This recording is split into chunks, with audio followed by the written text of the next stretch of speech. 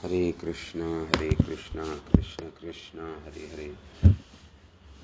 ॐ अज्ञानतिमिरन्धस्य ज्ञानाञ्जनशलाकया चक्षुरुन्मीलितं येन तस्मै श्रीगुरवे नमः। श्रीचैतन्यमनोभीष्टं स्थापितं येन भूतले स्वयं रूप कदा मह्यं ददाति स्वपदान्तिकम्। वन्देऽहं श्रीगुरो श्रीयुतपदकमलं श्रीगुरुन् वैष्णवंश्च श्रीरूपं साग्रजातं सहगना रघुनाथान्वितं तं सजीवं साद्वैतं सावधूतं परिजनसहितं कृष्णचैतन्यदेवं श्रीराधा कृष्णपादान् सहगणललिता श्रीविशाखान्वितंश्च। ॐ नमो भगवते वासुदेवाय। ॐ नमो भगवते वासुदेवाय। ॐ नमो भगवते वासुदेवाय। नारायणं च नमस्कृत्यं नरं चैव नरोत्तमं देवीं सरस्वतीं व्यासं ततो जयमुदीरये। नष्टप्रायेषु अभद्रेषु नित्यं भागवत सेवया भगवती उत्तमश्लोके भवताद्भक्तिरहेतुकी त्वयि। अयि नन्दा तनुजा किङ्करम्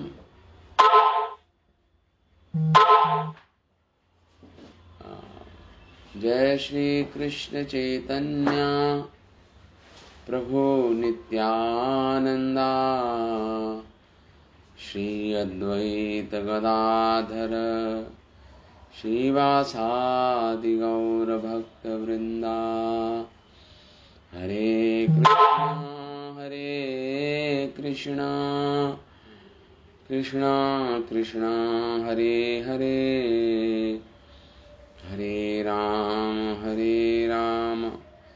राम राम हरे हरे। ओम पूर्णमदः पूर्णमिदं पूर्णात् पूर्णमुदच्यते पूर्णस्य पूर्णमादाय पूर्णमेवावशिष्यते। ओम सहना भवतु सहनं भुनक्तु सह वीर्यं करवावहे तेजस्विनावधीतमस्तु मा विद्विषावहे। ओम शांति शांति शांति। ओम श्रीमद् भागवत 10वां स्कंद 10वां अध्याय यमुला अर्जुन वृक्षों का उद्धार भगवान के द्वारा। तो कल हमने चर्चा की कि नारद मुनि ने अनुग्रहाय अर्थाय उन पर अनुग्रह किया, कुबेर के आत्मजों पर अनुग्रह मतलब कृपा की। किस प्रकार? अर्थाय, जिससे उनका हित हो, उनका अर्थ सिद्ध हो, उनका स्वार्थ सिद्ध हो, हित हो। और क्या हित है? हित है अपनी इंद्रियों, उनकी इंद्रियां संयमित हो जाएं, उनको भगवत भक्ति मिल जाए, और भगवत साक्षात्कार हो जाए। इन तीनों कारणों के कारण नारद मुनि, क्योंकि जब वह उधर से गुजर रहे थे, उधर से जा रहे थे, तो वो भगवान की कृपा शक्ति का गुणगान करते रहे थे, नारायण की। तो इसलिए अब वो कृपा करने का समय, अब वही कृपा इन दोनों को देंगे। अब नारद मुनि परम भागवत हैं, ऋषियों में श्रेष्ठ हैं, देवर्षि नारद हैं। तो इस प्रकार सुखदेव गोस्वामी आगे कहते हैं, दरिद्रस्यैव युञ्जन्ते साधवा समदर्शिनः सद्भिः शृणोति तं तर्षं तत् विशुद्धति। नारद मुनि जी ने कहा, दरिद्रस्यैव युञ्जन्ते, जो दरिद्र होते हैं, साधवा, वह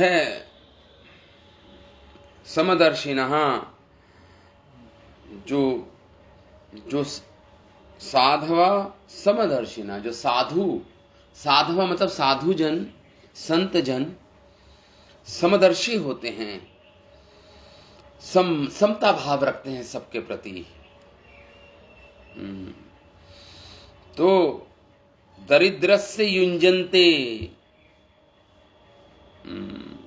निर्धन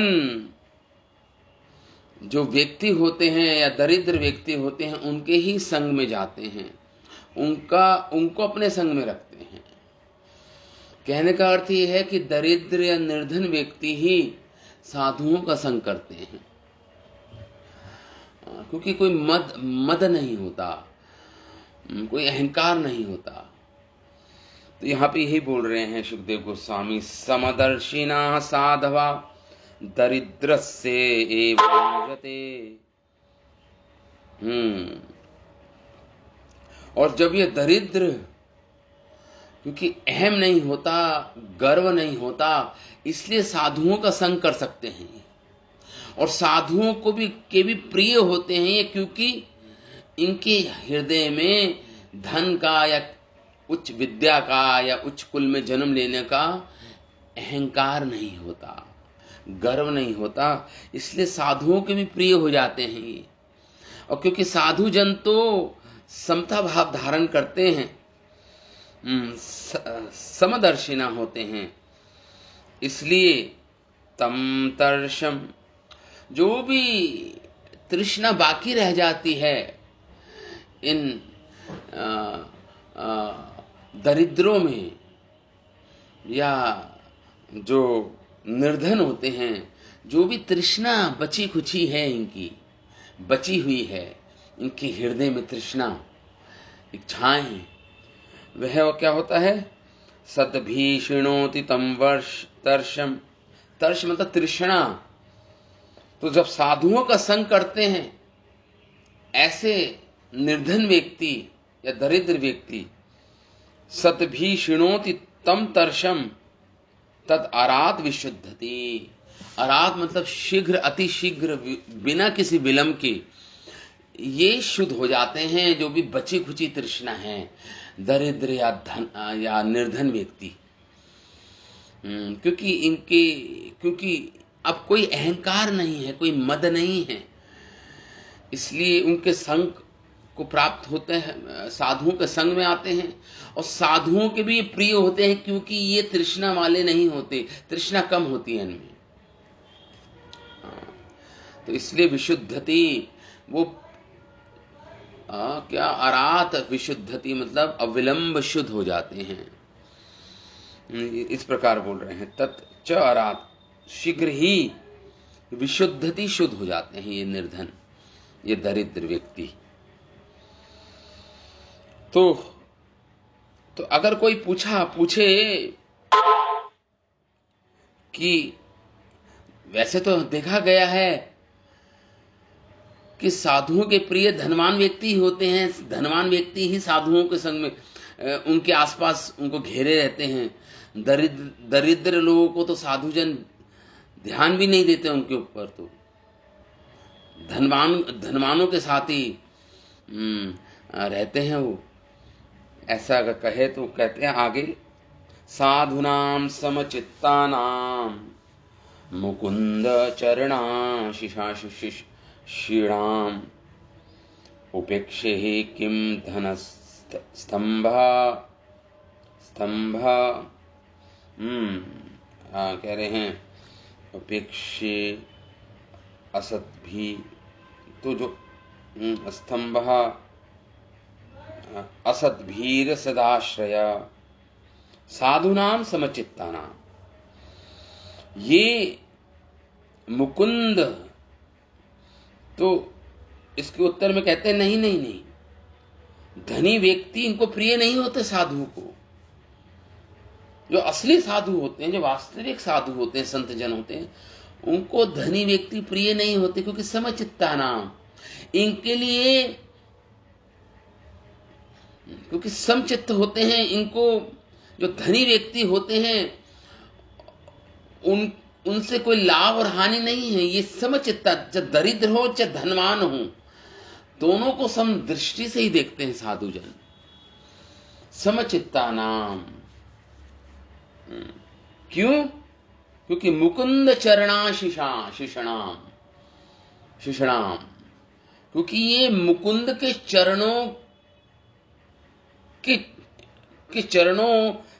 चरण कमलों की प्राप्ति की अभिलाषा करते हैं ये साधुजन। मुकुंद चरणा अभिलाषा होती है इनको, इनकी केवल एकमात्र अभिलाषा होती है कि भगवान कृष्ण के चरणों का आश्रय, उनके चरणों की भक्ति ही इनकी एकमात्र अभिलाषा होती है। उसके कारण ये समचित्त होते हैं, इनको किसी के धन से कुछ लाभ हानि नहीं मानते। ये समदर्शी होते हैं और सर्वत्र सबको समचित्तानाम साधुनाम, समदर्शी होने के कारण ये साधु धन स्तंभे, जो धन स्तंभे, जो धन से गर्वित व्यक्ति हैं, जो श्रीमद में अंधे हैं, श्री मतलब धन, मद मतलब अहंकार में अंधे हैं, जो धन स्तंभे, तो असद आश्रय, वो साधुओं का संग नहीं लेते, क्योंकि वह आकर्षित होते हैं असत संग में। जो धन में मद होता है, जिनका धन में गर्व होता है, जो धन का गर्व होता है जिनमें, वो असत आश्रय, असत लोगों का संग करते हैं। क्यों?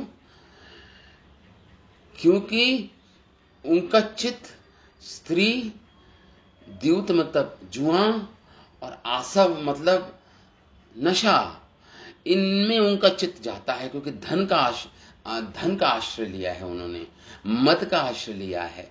उसके कारण असत आश्रय, दुर्जन संग परायण होते हैं, वो साधु संग परायण नहीं होते वो जन। इसलिए कह रहे हैं उपेक्षे, ये जो साधु होते हैं उनकी उपेक्षा कर देते हैं, उनको निग्लेक्ट कर देते हैं, उपेक्षा कर देते हैं। क्यों? क्योंकि वो उनका संग चाहते ही नहीं, उनको असद आश्रय में उनका मन लगता है, वो साधु संग नहीं लेते, साधु संग परायण नहीं होते वो जन, धन मत के कारण उपेक्षा कर देते हैं। असत भी किम, तो कह रहे हैं यहां पे, तो जो साधु नहीं होते, जो धन मत में होते हैं, जो साधु नहीं होते, उनका क्या, ये जो साधु जन होते हैं उनका संग किस अभिप्राय से करेंगे, किस कारण से करेंगे? नहीं करेंगे। जो गर्वित हैं, जो संग में आकर, साधु संग में आके हरि कथा नहीं सुनना चाहते, वो मत वाले हो चुके हैं, अहंकार में अंधे हो चुके हैं, तो उनसे इन साधुओं का क्या प्रयोजन? कोई प्रयोजन नहीं है। कह रहे किम असाधु असत भी किम। उन धन अभिमानी लोगों के वो जो व्यक्ति हैं, उनसे इन साधुओं का क्या प्रयोजन? कोई प्रयोजन नहीं है। इसलिए उनकी उपेक्षा कर देते हैं साधुजन, उनकी उपेक्षा करते हैं।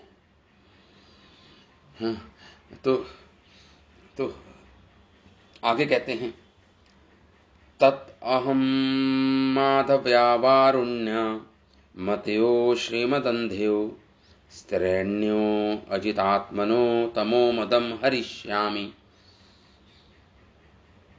क्या कह रहे हैं? हरिष्यामि, मैं उनका हर लूंगा। देवर्षि नारद कहते हैं मैं हरिष्यामि, मैं उनका मद हर लूंगा, क्योंकि ये मद में है। वारुण्य माधव्य वारुण्य, माधवी मतलब होता है शराब। कौन सी शराब? वारुणी नामक शराब में मतवाले हैं दोनों। ये कुबेर के पुत्र मतयोर मत हैं शराब के नशे में, वारुण्य। और केवल मत ही नहीं है, केवल मत ही नहीं है, अंधे भी हैं। अंधे किसमें है? श्रीमत अंधे हो, अपने धन के अहंकार में अंधे भी हो चुके हैं। केवल नशे में नहीं है, कभी कभी नशे में भी इतना थोड़ी बुद्धि रह जाती है नशे में भी, जब नशा करते हैं, मदिरा पान करते हैं, लेकिन इनकी बुद्धि तो पूर्ण रूप से भ्रष्ट हो गई है, क्योंकि केवल मदिरामयी मत वाले नहीं हैं, ये श्रीमद अंधे भी हो चुके हैं, अंधे हो चुके हैं, धन से गर्वित होके धन अभिमानी हो चुके हैं ये। तो हरे कृष्णा प्रभु। हरे कृष्णा। मतलब ये नारद जी खुद से सोच रहे हैं, बोल तो नहीं रहे किसी को ना, कनेक्ट नहीं कर पा रहा हूं मैं। हाँ, ये नारद जी सोच रहे हैं ऐसा, नारद जी के मन में विचार आ रहे हैं सारे। 5-6 श्लोक तो गए हैं, वो सब विचार कर रहे हैं। विचार कर रहे हैं, विचार कर रहे हैं कि इनका मैं हरिष्यामी, मैं इनका मद हरूंगा। तमो मदम हरिष्यामी, हाँ, मैं इनका मद हरूंगा। वैसे तो उपेक्षा कर देते हैं साधुजन, लेकिन नारद मुनि इनकी उपेक्षा नहीं कर रहे।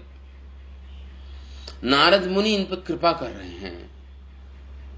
हरिष्यामि स्त्रेण्योर जितात्मनो, अरे ये जिनकी इंद्रियां अनियंत्रित हो चुके हैं, अजित आत्मा हो चुके हैं, जिनकी इंद्रियां पूर्ण रूप से असंयमित हो गई हैं, जिन्होंने पूर्ण रूप से जिनकी इंद्रियां जो हार गए अपनी इंद्रियों की इच्छाओं से और स्त्री की इच्छा से, स्त्रीण्योर हो चुके हैं ये। स्त्री का संग कर करके और तृष्णा बढ़ गई है, इसलिए स्त्रीण्योर हो गए हैं, स्त्री जैसे हो गए हैं, बिल्कुल स्त्रीण्योर हो गए हैं। तमो मदम हरि, तो मैं इनका जो तम मतलब अंधकार में जो अंधे हो चुके हैं, तमोगुण से, अज्ञानता के कारण जो अंधे हो चुके हैं, तमो मदम, और मत के कारण जो ये अंधे हो चुके हैं, और अज्ञानता भी है और धन का मद भी है, उसके कारण अंधे हो चुके हैं पूर्ण रूप से, ये अपनी दृष्टि खो बैठे हैं दोनों। तो हरिष्यामी, मैं हर लूंगा, मैं अपनी कृपा दूंगा उनको ऊपर। नारद मुनि ने इस प्रकार सोचा, हरिष्यामी। तो यहां पे यही बोल रहे हैं, मैं इनका दूर कर दूंगा, हर लूंगा इनका ये मद, ये इनका अंधापन, ये अज्ञानता इनकी मैं हर लूंगा। नारद मुनि ने इस प्रकार सोचा, देवर्षि नारद जी ने। यद अमौ तद अहम, तो यहां पे ये बोल रहे हैं, ये जो दोनों यत इमौ, ये दोनों जो कुबेर के पुत्र हैं, लोकपाल, लोकपाल मतलब कुबेर के पुत्र हैं, लोकपालस्य, शब्द आया है। लोकपाल यद इमौ, इमौ मतलब द्विवचन में है, ये दोनों पुत्र किसके पुत्र हैं? लोकपालस्य, कुबेर के पुत्र हैं। भूत्वा तमः प्लुतो हो, ये दोनों तमोगुण से पूर्ण रूप में तमोगुण में डूब गए हैं, दोनों अज्ञानता में, अंधकार में डूब गए हैं। ये दोनों प्लुतो, डूब गए हैं ये दोनों जन। तो मैं और सुमद, और क्या हुआ? न विवास विवास समात्मन विजानितः सुदुर्मदो, सुदुर्मद हो गई है इनकी मति, दुष्ट वाले मति वाले हो गए। क्यों? एक तो धन का मद है, उसके कारण क्या हो रहा है? विवास समाद न विवास, नग्न अवस्था में है, वासन नहीं है शरीर पर, वासन मतलब वस्त्र नहीं है शरीर पर, फिर भी इतनी लज्जा नहीं आ रही कि एक साधु आया कम से कम वस्त्र तो पहन ले। लेकिन और मुझ पर इनकी दृष्टि पड़ी भी है कि मैं आ गया हूं यहां पे, मैं उपस्थित हूं यहां पे, फिर भी विवास, वासन वस्त्र नहीं पहन रहे हैं। और इनके मन में ये भाव आ गया है, अरे ये साधु है, इससे क्या हमें लज्जा आनी है, ये साधु वटु है ये, इससे हम क्या इससे हमें क्या लेना देना, इससे हमें क्या लज्जा आनी, क्यों लज्जित हो हम तो फिर भी नंग धड़ंग रहेंगे, इस प्रकार सोच रहे हैं। तो इसलिए नारद मुनि कह रहे हैं, देखो एक तो मद है, दूसरा सुदुर्मत, सु मतलब प्रत्यय लगाया है, सु मतलब अत्यंत दुर्मति हो चुके हैं दोनों। साधुओं के भी मतलब अहंकार के कारण मेरे जैसे साधुओं की भी निंदा कर रहे हैं। साधु की निंदा मतलब साधु हैं, ऋषि आए हैं वहां पर, देवर्षि जैसे ऋषि देवर्षि आए हैं, फिर भी वस्त्र धारण नहीं कर रहे हैं, विवासा ही हैं, नंग धड़ंग ही खड़े हुए हैं वहां पर। ये दोनों दुर्मति, ये कुबेर के पुत्र।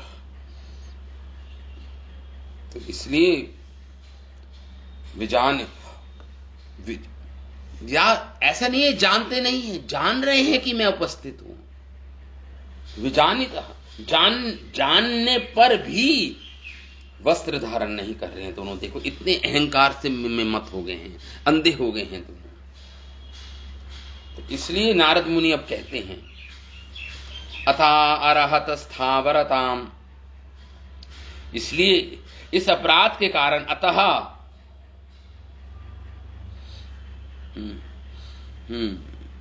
या तो नारद मुनि जी ने सोचा, या तो जान ही नहीं रहे कि मैं आ गया हूं अपने अंधेपने के कारण, या जानते ये भी कि ये वटु, ये ऋषि, इससे हमें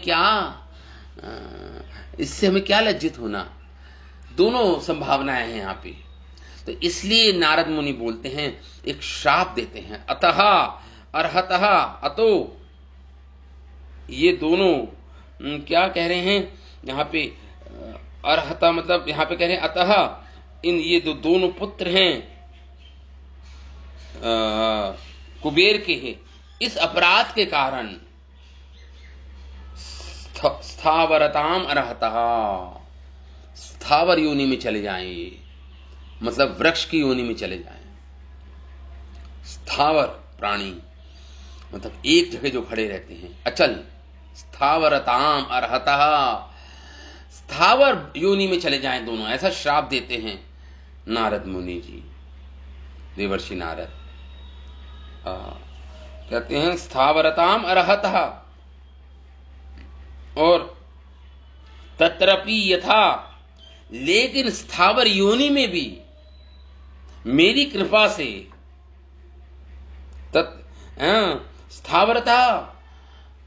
स्थावर योनि में चले गए हैं, लेकिन मेरी कृपा से पुनः एवं न सयताम, तो स्थावर योनि में चले गए हैं तो पुनः ये अपराध नहीं करेंगे। अब तो एक जगह खड़े रह रहे हैं, अब क्या अपराध करेंगे? तो कह रहे हैं पुनः एवं न स्याताम, पुनः इनसे ऐसा अपराध नहीं होगा। तो स्थावर योनि को प्राप्त करेंगे दोनों पुत्र कुबेर के। मत प्रसादेन, लेकिन मेरी कृपा से, मत प्रसादेन, मेरी प्रसाद से, अनुस्मृति, इनको स्मृति बनी रहेगी, स्यात मत अनुग्रहात दिव्य शरते, मेरे अनुग्रह से देवताओं के 100 वर्ष तक ये इस योनि में रहेंगे। देवताओं के 100 वर्ष, देवताओं के दिव्य 100 वर्ष। हमारे 6 महीना, हमारे मनुष्य के 6 महीने देवताओं का 1 दिन होता है।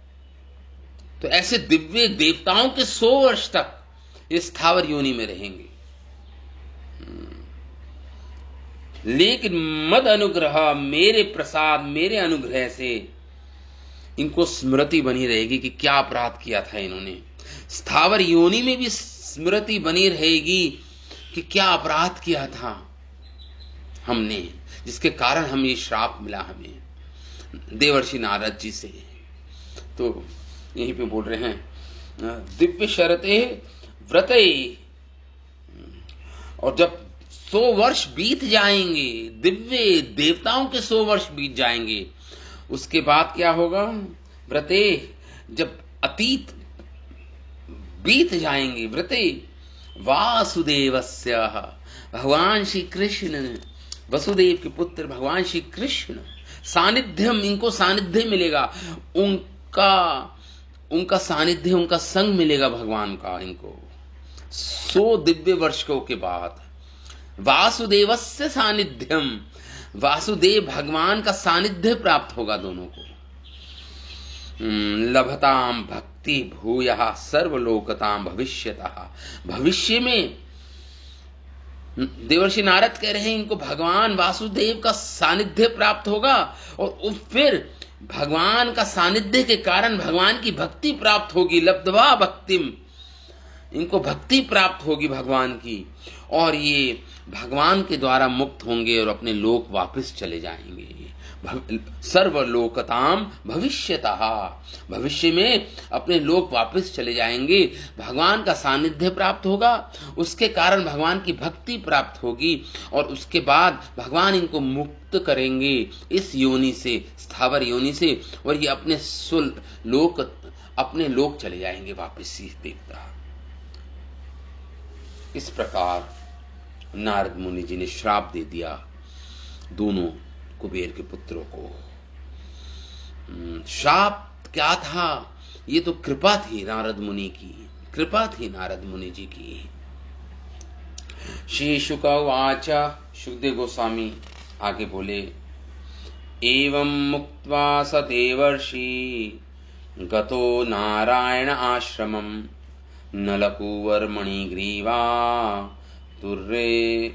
तुर्यम अमला अर्जुनौ। एवं मुक्त्वा, ऐसा कहकर जो मुक्त पुरुष हैं देवर्षि नारद, गतो नारायण आश्रम, नर नारायण ऋषि के बद्री का आश्रम चले गए। नर नारायण, नारायण आश्रमम, आश्रम में चले गए भगवान नारायण के। और उनके जाने के बाद नलकुवर असतु, ये अमला अर्जुन के रूप में, अर्जुनौ, अर्जुन वृक्ष के रूप में दोनों भाई। क्या हुआ? यहां पे लिख रहे हैं दोनों भाइयों ने स्थावर योनि में जन्म ले लिया। दोनों अर्जुन वृक्ष बन गए, आसतु बन गए दोनों। यमज अर्जुन वृक्ष बन गए। तो इस प्रकार आगे कह रहे हैं शुकदेव गोस्वामी, ऋषि भागवत मुखस्य सत्यम कृतु वचो हरि, जगाम शनकैस्तत्रा यत्रास्ताम यमुलार्जुनौ। अब भगवान देख रहे हैं इन दोनों वृक्षों को। अब भगवान क्या सोच रहे हैं? भगवान ने सोचा, भगवान बंधे हुए हैं उल्लूखल से, भगवान कृष्ण बंधे हुए हैं। दीक्षिताम, देखा दोनों वृक्षों को, और सोचा ऋषि, मेरे प्रिय भक्त देवर्षि नारद जो ऋषि हैं, उनके जो मुख से शब्द निकले हैं कि इन दोनों का मेरे द्वारा उद्धार होना है। श्रीमद् भागवत मुखस्य, भागवत मतलब देवर्षि नारद जो परम भागवत हैं, शुद्ध भक्त हैं भगवान के, मुखस्य सत्यम, उनके मुख से निकले हुए शब्दों को भगवान कृष्ण सोच रहे हैं। सत्यम कर्तुम वचो हरि, मैं सत्य स्थापित करूंगा, मतलब सत्य करूंगा उनके वचनों को, जो मेरे प्रिय भक्त देवर्षि नारद के मुख से निकला है, उनके वचनों को मैं सत्य करूंगा। इस प्रकार भगवान सोच रहे हैं, भगवान कृष्ण उनके से बंधे हुए हैं। सत्यम कर्तुम, सत्य करूंगा उन वचनों को। भगवान हरि ने ऐसा सोचा, भगवान हरि ने ऐसा सोचा। जगाम शनकैस्तत्र, ऐसा सोचकर भगवान क्या हुआ, जगाम धीरे धीरे भगवान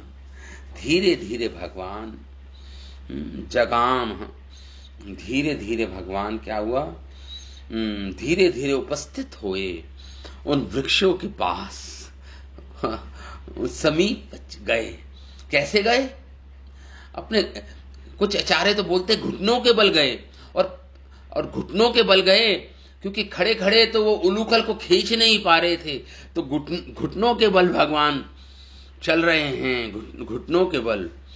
और पीछे रस्सी बंधी हुई है कमर से, और पीछे उलूखल भी घसीटा जा रहा है धीरे धीरे। भगवान क्योंकि नर लीला कर रहे हैं अभी तो इसलिए बड़ी मुश्किल से उलूखल को खींच रहे हैं भगवान, घुटनों के बल चलकर। कुछ आचार्य कहते नहीं, चल रहे थे भगवान। तो हरि ही, तो भगवान तो वहां पे भगवान धीरे धीरे तत्र शनकै जगाम, भगवान यमला अर्जुन वृक्षों के समीप उपस्थित हो गए भगवान। इस प्रकार बोल रहे हैं, भगवान ने इन यमुना अर्जुन वृक्षों की ओर प्रस्थान किया अपनी जगह से, और जहां यमुना अर्जुन वृक्ष खड़े थे उनके समीप भगवान आए हैं। यहाँ बोल रहे हैं इन श्लोकों में, 17 से 24 श्लोकों में इस प्रकार श्री सुखदेव गोस्वामी कथा कह रहे हैं परीक्षित महाराज को। हमारे आचार्य जन कहते हैं, श्री जीव गोस्वामी लिखते हैं इन 4 श्लोक, इन 17 से 24 श्लोक पर अपना तात्पर्य देते हैं हमारे महान आचार्य श्री जीव गोस्वामी लिखते हैं कि एक दरिद्र ही सत्संग से कृतार्थ होता है।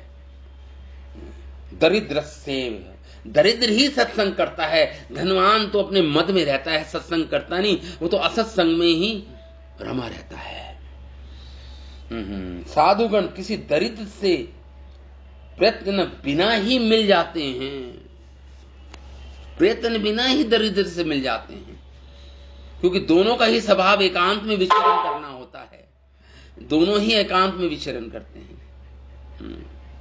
और धनी लोग तो प्रायः भीड़ भाड़ में रहते हैं, पॉम्प एंड शो में रहते हैं, भीड़ भाड़ से घिरे रहते हैं, और साधु धनिकों के स्थान पर नहीं जाते क्योंकि भीड़ भाड़ होती है वहां पर। जहां धनी लोग रहते हैं उनके पास नहीं जाते, भीड़ भाड़ में नहीं जाते, तो एकांत में विचरण करते हैं जैसे एक दरिद्र व्यक्ति करता है।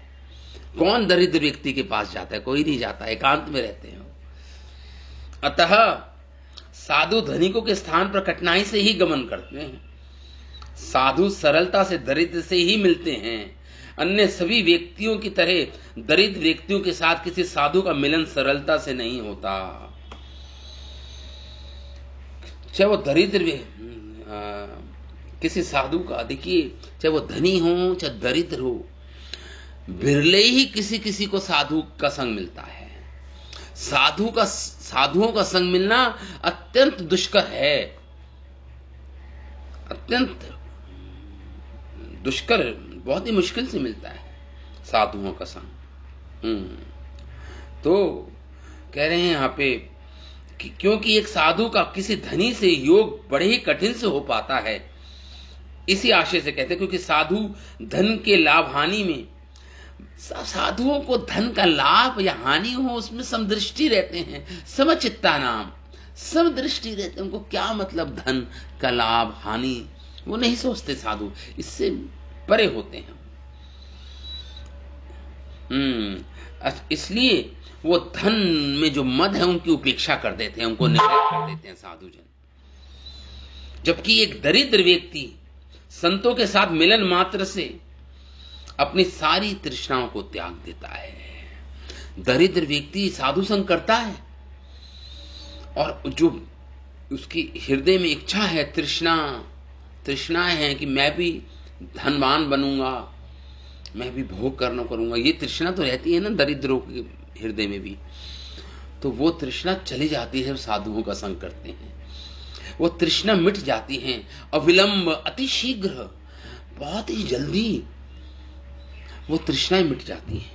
ये त्याग स्वाभाविक रूप से शीघ्र ही हो जाता है और निश्चित रूप से होता है, ऐसा कह रहे हैं यहां पे। निश्चित रूप से होता है और शीघ्र, अति शीघ्र होता है। यदि कोई तो इस पे कोई प्रश्न करे, प्रश्न ये उठ सकता है, जीव गोस्वामी कह रहे हैं कि भले ही साधुओं के द्वारा स्वार्थ लाभ के लिए, धन प्राप्ति के लिए किसी धनिक से संबंध ना किया जाए, लेकिन उन पर अपनी कृपा करने के लिए तो साधुजन धनियों से मिल सकते हैं। ठीक है, उनसे लाभ की कोई अपेक्षा नहीं होती साधुओं को, धनियों से, धनवानों से, लेकिन उन पर कृपा तो करने के लिए उनके पास जा सकते हैं साधुजन। प्रश्न ये उठता है, उन पर अनुग्रह करने के लिए मेल मिलाप कर सकते हैं धनवानों के साथ भी साधुजन। जीव गोस्वामी ये प्रश्न उठाते हैं, कृपा तो कर सकते हैं, ठीक है, उनसे कोई लाभ नहीं चाहते, लेकिन कृपा करने के लिए जा सकते हैं उनके पास। तो इसके उत्तर में कहते हैं साधु नाम, ये साधु सदाचार वाले होते हैं, इनका आचरण सदाचार। इस पर कहते हैं, इसी उक्ति के आधार पर असंत जो असत आचार वाले होते हैं, वह स्त्री द्यूत और आसव में ही रहते हैं, स्त्री में, द्यूत क्रीड़ा में और नशे में ही रहते हैं। वो क्या संग ले पाएंगे? अगर साधु जाएंगे भी तो उनका संग नहीं लेंगे वो। प्रश्न ये, क्योंकि इस धन के साथ स्त्री, द्यूत और आसव, शराब में अंधे होते हैं, तो कहां लेंगे वो? अगर जाएंगे भी, वे साधु सदाचार वाले होते हैं, तो ये, और साधु होते हैं सदाचार वाले। तो वे साधु समचित होते हैं, धनित्व एवं अधीन दोनों पे ही समदृष्टि रखते हैं, चाहे दरिद्र हो चाहे धनवान हो, दोनों पे ही समदृष्टि रखते हैं साधुजन। साधुओं की कोई इसमें वो तो समचित्ता नाम ही होते हैं। यहां पे कठिनाई है उन धनवानों की जो साधुओं का संग, साधु आए उनका फिर भी संग नहीं लेंगे, कि असत आचरण वाले होते हैं। जबकि धनीगण धन गर्वित होने के कारण वो देखते हैं कौन धनी है कौन अधनी है। जो धन से गर्वित हैं वह देखते हैं, अरे ये धनी व्यक्ति है, इसका संग करूंगा, ये निर्धन व्यक्ति है, इसका संग नहीं करना, इसके साथ नहीं, मुझे इसका संग नहीं करना, ये धन में मत पाले कर। लेकिन साधु तो ऐसा नहीं होते, साधु तो दोनों पे ही कृपा करने की इच्छुक होते हैं। तो यहां पे ये बोले, जबकि वे ये साधु क्यों साधु समदृष्टि होते हैं, दोनों पे कृपा करना चाहते हैं, क्योंकि मुकुंद चरणा भगवान श्री कृष्ण के चरणों की इच्छा होने के कारण और भगवान श्री कृष्ण के चरणों का आश्रय लेने के कारण वह सब पर कृपा देना, सबको कृपा देना चाहते हैं अपनी। हाँ, लेकिन ये धनी नहीं होते। इन्होंने आश्रय किसका लिया है? इन्होंने आश्रय लिया है धन का। भगवान मुकुंद का आश्रय नहीं लिया होता इन्होंने धन का आश्रय लिया होता है। इसके कारण इस प्रकार साधु और धनी दोनों में स्वभावतः विरोध होने से साधुओं की धनिकों के प्रति रुचि नहीं होती, साधुओं के धनियों के प्रति रुचि नहीं होती, अरुचि रहती है। ये धनी उपेक्षा करने योग्य हैं, अतः साधुगण प्रयत्न पूर्वक अनुग्रह करने योग्य उन्हें नहीं मानते। वो अनुग्रह करने योग्य नहीं है। फिर भला उन धनिकों पर अनुग्रह करने का संतों का क्या प्रयोजन हो सकता है? मतलब क्या प्रयोजन हो सकता है? क्यों जाएं धनिकों के पास साधुजन? कोई प्रयोजन नहीं है, क्योंकि कृपा लेने के लिए तैयार नहीं है। वो अभी रेडी नहीं है। तो यदि कोई कह सकता है कि मदिरा की मतता तो कुछ क्षणों में दूर हो जाती है, मदिरा का नशा तो कुछ क्षणों में दूर हो जाता है। कहते नहीं, केवल मदिरा का नशा नहीं था इन दोनों पुत्रों को। ये दोनों तो श्रीमद में भी अंधे हो गए थे धन के गर्व से। और धन का गर्व लंबे काल तक रहता है। ये शराब का नशा तो कुछ समय तक रहता है और चला जाता है नशा, लेकिन जो धन का गर्व है, जो धन का अंधापन है, ये लंबे समय तक रहता है। अतः स्त्री लंपट इन दोनों की उपभोग के द्वारा स्त्रीणता शांत हो जानी चाहिए। अब स्त्री संग करते हैं तो उसके बाद, स्त्री संग के बाद तो इनकी तृष्णा शांत हो जानी चाहिए। कहते नहीं, ये दोनों अजितात्मा है। इंद्रियों का अनियंत्रित होने के कारण इनकी स्त्रीणता स्त्री का संग करना शांत नहीं होती। क्यों? क्योंकि इनकी इंद्रियां असंयमित ही रहती हैं। अपने मन को इनका मन असंयमित ही रहता है। तो आगे बोल रहे हैं जीव गोस्वामी, लोकपाल कुबेर के पुत्र होने पर भी ये दोनों तमोगुण की व्यक्ति होने के, तमोगुण से प्लाप्त हैं, प्लुतो, और केवल अज्ञान से ही नग्न नहीं है। केवल ऐसा नहीं कि अज्ञान के कारण कि मुझे नहीं जान पा रहे हैं, मेरी उपस्थिति को नहीं देख पा रहे हैं, इसलिए नग्न है। ये केवल अज्ञान का कारण नहीं है ये, किंतु मद में इतने अंधे हो चुके हैं कि मुझ नारद के प्रति भी ये अविज्ञा कर रहे हैं। तो देखते हुए भी नहीं देख रहे, नारद मुनि को देखते हुए भी नहीं देख रहे। अरे ये बटू क्या कर लेगा हमारा, तो अवज्ञा कर रहे हैं साधुओं की, शुद्ध भक्तों की अवज्ञा भी कर रहे हैं। केवल अज्ञानता की बात नहीं है, यहां पर अवज्ञा भी कर रहे हैं। तो इसलिए दुर्मदो, दोनों दुष्ट बुद्धि वाले हैं, महादुष्ट मद वाले हैं। महादुष्ट भी हैं और मद वाले भी हैं। मद है धन का, दोनों बातें हैं यहां पे। अतो अरथा, अपने निज कर्म दोष से ही ये वृक्ष योनि प्राप्त करें, इस प्रकार नारद मुनि बोले। तमोगुण की अधिकता है, और आपको पता है ये तमोगुण स्थावरता लाता है। जो जितना तमोगुण में है उतना वो स्थावर है, एक जगह बैठा रहता है, एक जगह सारे काम करता है।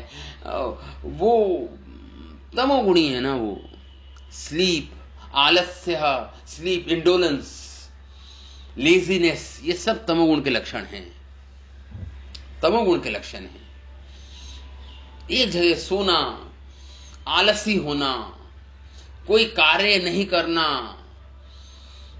उसमें भी वो तमोगुणी होते हैं, तमोगुण के लक्षण हैं। तो क्योंकि तमोगुण की अधिकता है दोनों में, इसलिए ये वृक्ष होकर परम दरिद्र हो जाएंगे। परम दरिद्र मतलब ना तो कपड़े पहनने को मिलेंगे, ना कुछ खाने को मिलेगा। परम दरिद्र हो जाएंगे स्थावर योनि में, वृक्ष की योनि में।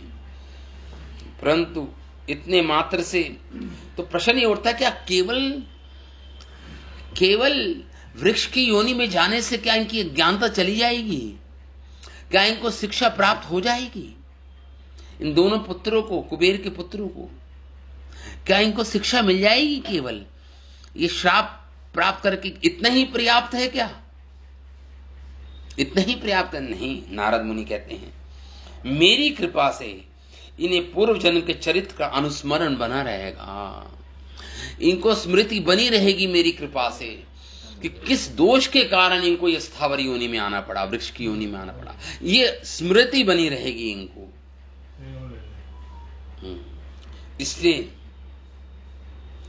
इसलिए नलकुंवर मणिग्रीव ने सदा भगवान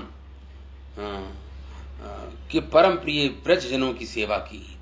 अब 100 वर्ष के बाद जब ब्रज में इन्होंने जन्म लिया, और ये ब्रज जनों की अनेक प्रकार से सेवा कर रहे थे दोनों वृक्ष, उनको छाया दे रहे थे ब्रजवासियों को, उनको और भी चीजें दे रहे थे, उनको अपनी छाल दे रहे थे, जो भी दे रहे थे, इसलिए ब्रज जनों की सेवा कर रहे थे।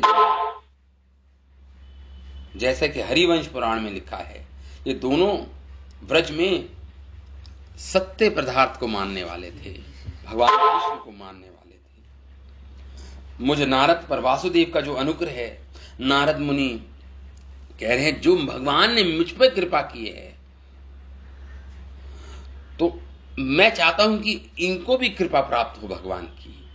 लब्ध्वा दिव्य 100 वर्ष तक, 100 वर्ष के बाद इनको कृष्ण का सानिध्य मिलेगा, भक्ति मिलेगी, और भगवत धाम जाएंगे दोनों अपने लोक में, मतलब भगवत धाम जाएंगे।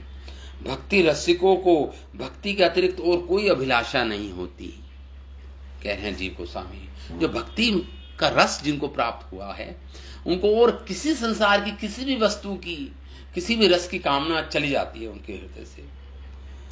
तो इसमें भक्ति की स्थिरता बोधित होती है। तो श्राप देके नारद मुनि वहां से चले गए नारद मुनि। इससे ज्ञात होता है कि नारद का वहां, देवर्षि नारद का वहां आगमन स्वेच्छा से, कृपा के कारण ही हुआ था। ऐसा नहीं कि अचानक आ गए थे, आगमन हो गया था देवर्षि नारद का, नहीं, स्वेच्छा से उन दोनों पर कृपा देने के लिए नारद मुनि आए थे। दोनों के उस स्थान पर गए थे जहां पे दोनों नग्न अवस्था में स्नान कर रहे थे। श्री कृष्ण के अर्जुन नामक एक गोप है, उन्हीं के नाम से दोनों ये कृष्ण के द्वारा उनकी कृपा से अनुग्रहित होंगे, भगवान की कृपा से अनुग्रहित होंगे दोनों। इस प्रकार नारद मुनि, भगवान ने स्मरण किया। उसके बाद जब नारद मुनि चले गए, ऋषि भागवता, ऋषि के वचनों की सत्यता सिद्ध करना चाहते हैं भगवान। अब ये सत्यता श्री कृष्ण के द्वारा ही प्रकाशित हो सकती है, यही नारद के लिए भागवत, इसलिए शब्द आया भागवत नारद मुनि जी के लिए। अर्थात भक्ति नामक परम विद्या के ज्ञान के कारण से परम पूजनीय है ये नारद, क्योंकि भक्ति विद्या को जानते हैं। जो इस भक्ति विद्या को जानता है वो पूजनीय बन जाता है। अतः एवं भागवतों में मुख्य ही नारद मुनि। तो फिर भगवान हरि का अर्थ है, हरि शब्द क्यों आया? हरि, भगवान हरि ने ऐसा सोचा। हरि का अर्थ है श्री कृष्ण नारद के श्राप से नलकुंवर का उद्धार करने के अभिप्राय से धीरे धीरे मानो शोर उठने के कारण कि धीरे धीरे चल रहे हैं ताकि शोर ना हो, माता उपस्थित ना हो जाए यशोदा मैया वहां पे, धीरे धीरे चल रहे हैं, घसीट रहे हैं उलूखल को, वो हरि भगवान। इसलिए धीरे धीरे वृक्षों के पास आए भगवान, बिना शोर मचाए, ताकि यशोदा मैया वहां पे उपस्थित ना हो जाए, बिना शोर मचाए आए। अथवा इस प्रकार बलपूर्वक उलूखल को खींचने के लिए घुटवन पे ही चल रहे थे भगवान, घुटवन पे ही चल रहे थे भगवान, जैसा कि द्वितीय स्कंद में बोला है। दरिद्र और धनी दोनों पे ही ये साधुजन तुल्य दृष्टि रखते हैं, परंतु वे दरिद्र के साथ ही घुलते मिलते हैं, अर्थात दरिद्र के साथ ही उनका वंदन, संभाषण, संवाद दरिद्रों के साथ ही होता है। उनका वंदना, उनका संभाषण, उनका संवाद अर्थात संभव होने के कारण साधु उस दरिद्र को ही स्वयं अपने संग से उत्पन्न होने वाले फल का दान करते हैं साधुजन। परंतु धनी लोग वंदना नहीं करते साधु की, धन मत के कारण साधुओं की वंदना नहीं करते, साधुओं से संवाद नहीं करते, साधुओं से संभाषण नहीं करते। इसमें नारद मुनि स्वयं प्रमाण है। नारद मुनि इसके स्वयं प्रमाण हैं कि इन दोनों की निकटता प्राप्त होने पर भी अनुकूल रूप से कृपा नहीं कर सका। मतलब इसका प्रमाण है स्वयं नारद मुनि। नारद जी आए हैं, परम भागवत वहां पे उपस्थित हैं, और दोनों इतने धन से गर्वित हैं, धन के कारण कि उनका संग प्राप्त नहीं कर रहे, उनको नेग्लेक्ट कर रहे हैं, उनकी उपेक्षा कर रहे हैं, उनकी अवज्ञा कर रहे हैं नारद मुनि जी की दोनों, इसलिए निवस्त्र ही रहे। तो ये प्रमाण है। इससे बड़ा प्रमाण क्या हो सकता है कि धनवान साधुओं का संग नहीं लेना चाहते। तो कृपाजन ने कर्म जनित नहीं था ये जो आए हैं, जो आना है नारद मुनि जी का वहां पे आना, ये कोई कर्म जनित नहीं है कि उन्होंने कोई पुण्य कर्म किया था, नलकूवर और मणिग्रीव ने पुण्य कर्म किया था जिसके कारण उनको नारद मुनि का सानिध्य प्राप्त हुआ, जिनके कारण उनको नारद मुनि की कृपा मिली। नहीं, कर्म जनित नहीं है, ये कृपा जनित है, कर्म जनित नहीं है। कर्मों के कारण नहीं आए नारद मुनि उन दोनों के, ये कृपा के कारण आए हैं नारद मुनि इन दोनों के समीप, उनको अपना संग दिया, सानिध्य में आए उनके दोनों के। यहां पे यही बोल रहे हैं, कृच्छम यद रिक्षया आपनोति। कृच्छम मतलब बहुत ही दुष्कर है साधुओं का संग प्राप्त करना। यद रिक्षया आपनोति, कृपाजन्य भाग्यवश आए हैं वहां पर, उन पर कृपा करने के लिए आए हैं। उनका कोई उसमें कोई अधिकार नहीं था जिस पर, वो अधिकारी नहीं थे दोनों, नहीं अधिकारी। उन्होंने कोई पुण्य कर्म नहीं किया था जिसके कारण उनका अधिकार बने साधुओं की कृपा, साधुओं का सानिध्य प्राप्त करने के लिए आपको अधिकार की आवश्यकता पड़ती है। लेकिन अगर अधिकार नहीं है आपके पास तो हाँ, साधु अपनी कृपा करके अपना संग आपको दे सकते हैं, आपके पास आ सकते हैं। आप अगर ना जाओ साधुओं के पास तो साधु स्वयं चलकर आपके पास आएंगे, आप केवल एक ही अभिप्राय से, एक ही प्रयोजन से कि आपको कृपा देनी है, कृपा दे दी आपको। तो यहां पे यही बोल रहे हैं यहाँ पे,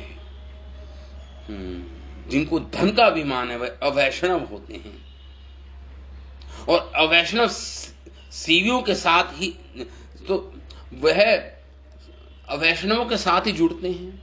इस तरह अवैष्णव एवं अवैष्णव सेवी या तो अवैष्णव होते हैं या अवैष्णव सेवी होते हैं, दुर्जनों की सेवा करते हैं।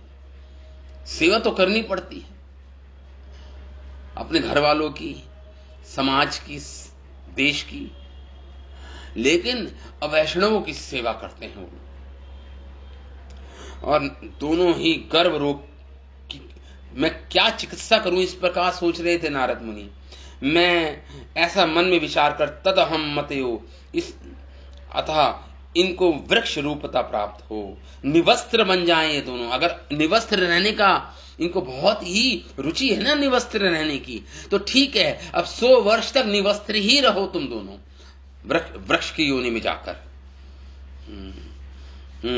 अभिमानी बने रहो दोनों, 100 वर्ष न बोलने वाले बने रहो, कुछ नहीं बोलने वाले बने रहो। दोनों की वृक्ष रूपता ही उचित है। इस प्रकार का भाव आ गया था। नारद मुनि ने सोचा किया तो स्थावर होने पर भी मेरी कृपा से इनको भगवत स्मृति बनी रहेगी।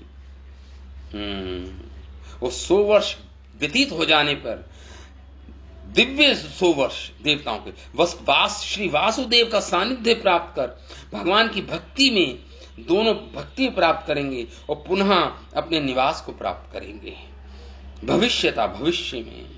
इस प्रकार नारद मुनि जी ने इस प्रकार सोचा।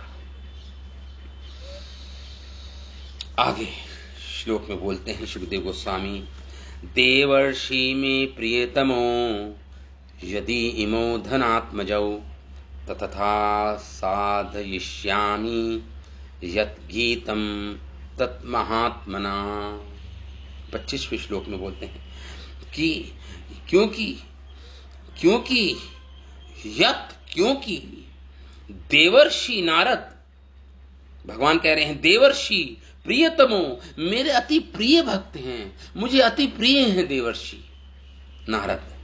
तो भगवान सोच रहे हैं ऐसा, देवर्षि में प्रियतमो, देवर्षि मुझे अति प्रिय हैं मेरे, यद इमो धनात्मजौ, तो इस प्रिय होने के कारण इन दोनों धनात्मज, ये दोनों ये कुबेर के जो पुत्र हैं, तत् महात्मना यद गीतम, जो भी मेरे प्रिय भक्त नारद मुनि ने गीत गाया, गीत मतलब बोले जो शब्द हैं उनके, तथा तत्साधिष्यामि, मैं वही करूंगा जो मेरे प्रिय भक्त, मेरे प्रिय देवर्षि नारद ने अपने मुख से जो वचन निकाले थे उसके अनुसार मैं कार्य करूंगा, ऐसे भगवान बोल रहे हैं।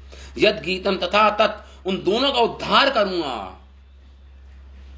साधिष्यामि, मैं साधूंगा, इन दोनों का उद्धार, साधिष्यामि, उसके लिए प्रयत्न करूंगा। मैं अपने प्रिय देवर्षि नारद के वचनों को सत्य बनाने के लिए इन दोनों का मैं उद्धार करूंगा। साधिष्यामि यत् गीतम तत् महात्मना। तो मैं क्या करूंगा, इनको मैं आत्मना मतलब होता है महात्मना, मतलब महात्मना मतलब नारद मुनि जी के शब्दों को सही करूंगा। इति कृष्ण यमयो अर्जुनो, इस प्रकार इति भगवान ने विचार किया। इति अर्जुनो कृष्ण यमयो अर्जुनो, भगवान कृष्ण दोनों वृक्ष, अर्जुन जो वृक्ष थे, कृष्ण यमयो, कृष्ण गए अर्जुन के वृक्षों के पास, यमयो और अंतरेण, और दोनों के जो अंतर था, दोनों पास ही पास थे दोनों वृक्ष, बिल्कुल अंतर, बहुत छोटा सा अंतर था दोनों के बीच में, बस एक बच्चा निकल जाए इतना ही अंतर था दोनों के बीच में। अंतरेण, बीच में, ययौ, भगवान ने प्रवेश किया दोनों के बीच में, दोनों वृक्षों के बीच में भगवान ने प्रवेश किया।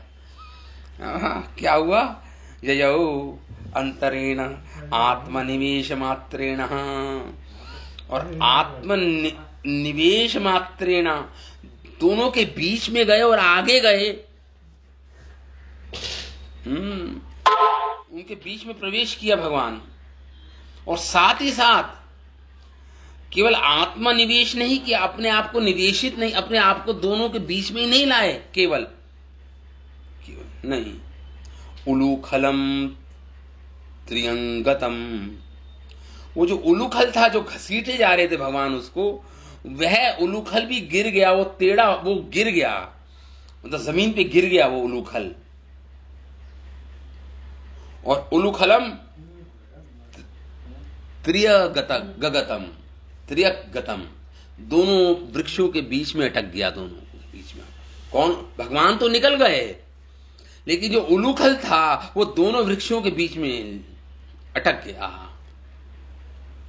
उलूखलम त्रियगतम, टेढ़ा होकर दोनों के बीच में अटक गया वो उलूखल, उलूखल अटक गया।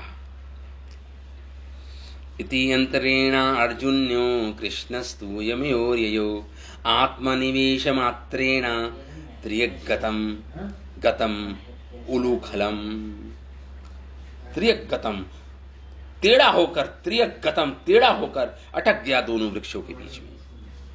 आगे कहते हैं शुकदेव गोस्वामी, समय है, ठीक है, अब टेढ़ा हो गया, अभी लटके रहने दीजिए, अटके रहने दीजिए उस उलूखल को। बाकी क्या होगा अगली और आगे कथा में, ये हम कल इस पर विवेचना करेंगे, कल इस पर चर्चा करेंगे। अभी अटके रहने दीजिए इस उलूखल को दोनों वृक्षों के बीच में, यमुला अर्जुन वृक्षों के बीच में।